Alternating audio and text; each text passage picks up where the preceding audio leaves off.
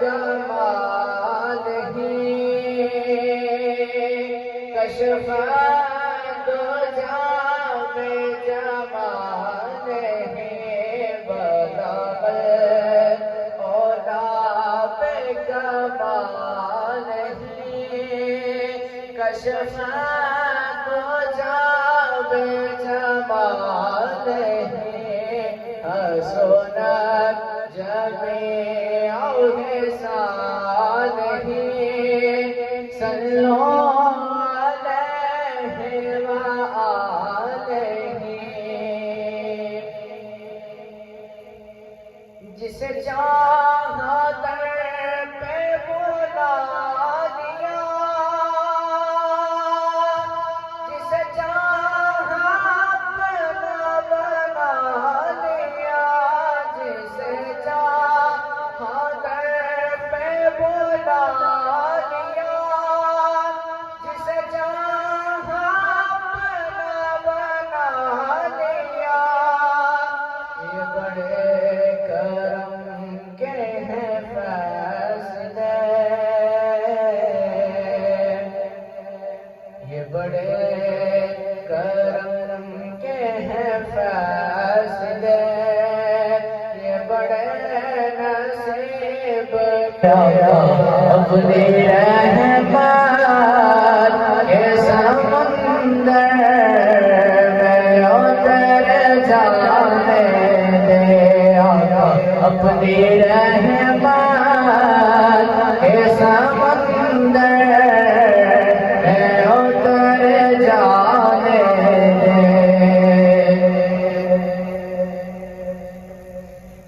سوئے پتے لیے جاتی ہیں ہوائیں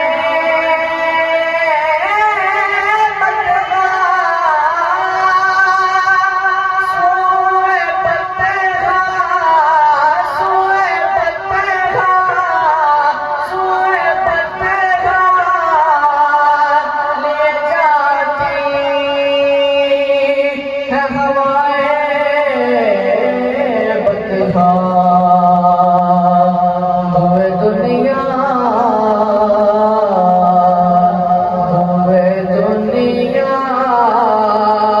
مجھے گمراہ نہ کر جا کہ ہم عشاء ثواب کی محفل میں یہاں اکٹھے ہوئے اور یہاں اس محفل پاک کے سجانے کا مقصد یہ ہے پہلا مقصد گھر والوں کے ساتھ اظہار تعزیت اور دوسرا مقصد جو احباب ہمارے دنیا سے جاتے ہیں ان کے لیے ایصال ثواب کرنا اور یہ احادیث مبارکہ سے ثابت ہے اہل سنت کا یہ عقیدہ ہے کہ ہمارے جو لوگ دنیا سے چلے جاتے ہیں ان کے لیے ہم دعائیں مانگتے ہیں صدقہ و خیرات کرتے ہیں وہ ان کو پہنچتا ہے یا آقا کریم صلی اللہ علیہ وآلہ وسلم نے اپنے صحابہ اکرام کو تربیت فرمائی تو آج ایک مائی صاحبہ کے ایصال ثواب کی محفل ہے تو آپ اپنا حصہ اس میں ضرور ڈالیں یہ نہیں کہ ہم نے صرف دعا مانگی اور کھانا کھانا ہے بلکہ آپ سورہ فاتحہ پڑھتے رہیں درود پاک پڑھتے رہیں اور جب دعا ہو آپ اپنا حصہ اس میں ڈال دیں یہ آپ کی طرف سے حق ادا ہو جائے گا اور جانے والے کے لیے ہم یہی کر سکتے ہیں اس کے لیے دعا کر سکتے ہیں نوافل پڑھ کے دعا کر سکتے ہیں صدقہ و خیرات کر کے دعا کر سکتے ہیں میں نے آپ کے ساتھ سہنا کرتے تھے، اللہ تبارک و تعالیٰ سے ہم کلام ہوا کرتے تھے، ایک مرتبہ کوئی طور پر اللہ سے ہم کلام ہوئے، اللہ تبارک و تعالیٰ نے فرمایا اے موسیٰ احتیاط سے آنا۔ عرض کیا اللہ آگے میں بے دھڑک بے خوف آپ کی بارگاہ میں پہنچایا کرتا تھا، وجہ کیا ہے؟ فرمایا اے موسیٰ تیری والدہ زندہ تھی، تیرے لیے دعائیں کیا کرتی تھی، اب تیری ماں دنیا میں نہیں ہے، اس وجہ سے بے خوف ہو کے نہیں آنا، احتیاط سے آنا ہے۔ پھر ہم کیوں نہ کہیں کہ ان کے ہونے سے بخت ہوتے ہیں والدین تو گھر کے درخت ہوتے ہیں۔ حکیم مفتی احمد یار خان نعیمی رحمت اللہ تعالیٰ علیہ آپ لکھتے ہیں کہ صحابی رسول حضور کی بارگاہ میں حاضر ہوئے، عرض کی یا رسول اللہ میں نے نظر مانی تھی اگر پوری ہو جائے تو میں جنت کی سب سے اوپر والی چوکھٹ کو چونوں گا اور جنت کی سب سے نچلی والی چوکھٹ کو چونوں گا۔ یا رسول اللہ میری نظر پوری ہو گئی ہے، میری منت پوری ہو گئی ہے، آپ میں کیا کروں؟ فرمایا جا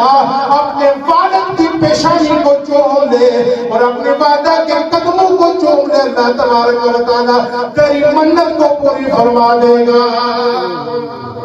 ایک صحابی رسول عرض کرتے ہیں یا رسول اللہ صلی اللہ علیہ وآلہ وسلم آپ نے یہ فرما دیا اگر اس کے والدین زندہ نہ ہوتے تو یہ کیا کرتا؟ پیارے اللہ نے فرمایا اگر والدین زندہ نہ ہوتے اپنے باپ کی قبر کی اوپر والی چوکھٹ کو چوم لیتا، اپنی والدہ کے نیچے قبر کی نیچے والی چوکھٹ کو چوم لیتا تو اللہ تبارک و تعالیٰ اس کی منت کو پوری فرما دیتا۔ یہ دیکھیں کہ اللہ تبارک و تعالیٰ نے والدین کا کتنا رتبہ رکھا ہے۔ قرآن پاک نے والدین کا ذکر ویسے نہیں فرما دیا، اللہ تبارک و تعالیٰ نے اپنے ذکر کے بعد اپنے ذکر کے بعد والدین کا ذکر ویسے نہیں فرما دیا، ایک رتبہ رکھا ہے، ایک مقام رکھا ہے، اور ساتھ کیا نہیں فرمایا کہ والدین کی رضا میں رب کی رضا ہے۔ اللہ والسلام نے فرمایا جو پہلے خاتون کا جنازہ گزرا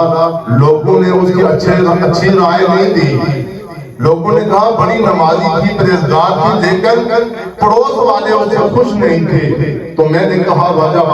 جب دوسرا جنازہ گزرتا ہے وہ بھی خاتون کا ہوتا ہے تو لوگوں نے اس کی بڑی تعریفیں کی، کہا کہ یہ نمازیں تو اتنی نہیں پڑھتی تھی، روزے نہیں رکھتی تھی، لیکن پڑوس والے اس سے بڑے خوش تھے۔ تو میں نے کہا واجہ تو آقا علیہ السلام نے فرمایا جس کی لوگوں نے اچھی رائے نہیں دی ہے، اس کی تعریف نہیں کی ہے، اس کے اخلاق سے لوگ خوش نہیں تھے، تو میں نے کہا واجب اس پر جہنم واجب ہو گئی ہے۔ جن لوگوں نے اس کی تعریف کی ہے، اس کے اخلاق کی تعریف کی ہے، لوگوں نے کہا پڑوس والے اس سے بڑے خوش تھے، تو میں نے کہا واجب اس پر جنت واجب ہو گئی ہے۔ اس لیے اہل اسلام بھی یہاں موجود ہے، ہم سب یہ گواہی دیتے ہیں کہ وہ خاتون نیک سیرت اعلیٰ اخلاق کی مالک تھی اور خاص کر کے مدرسے کے طالب علموں سے پیار و محبت سے پیش آتی تھی، ان کی خدمت کیا کرتی تھی۔ میلاد النبی صلی اللہ علیہ وسلم کا انعقاد ہوتا ہے، سال بھر رب تعالیٰ کی رحمتیں وہاں برستی رہتی ہیں۔ تو یہ بڑی خوشنصیبی کی بات ہے کہ انہوں نے اپنے ہمشیرہ کے لیے ایصال ثواب کے لیے محفل میلاد النبی صلی اللہ علیہ وسلم کا انعقاد کیا۔ ہم دعا گو ہیں کہ رب تعالیٰ محفل میلاد النبی صلی اللہ علیہ وسلم کے وسیلہ سے، آقا علیہ السلام کے وسیلہ سے بھائی صابر صاحب کی ہمشیرہ صاحبہ کے درجات کو بلند فرمائے اور انہیں جنت میں اعلیٰ عرفہ مقام عطا فرمائے اور تمام مواحقین کو یہ صدمہ برداشت کرنے کی ہمت اور توفیق بخشے۔ اعوذ باللہ من الشیطان الرجیم، بسم اللہ الرحمن الرحیم۔ لقد جاءکم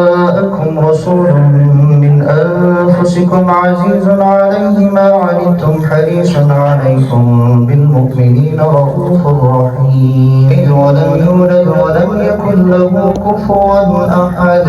بسم الله الرحمن الرحيم قل أعوذ برب الفلق من شر ما خلق ومن شر غاسق إذا وقب ومن شر النفاثات في العقد ومن شر حاسد إذا حسد بسم الله الرحمن الرحيم قل أعوذ برب الناس ملك الناس إله الناس من شر الوسواس الخناس الذي يوسوس في صدور الناس من الجنة والناس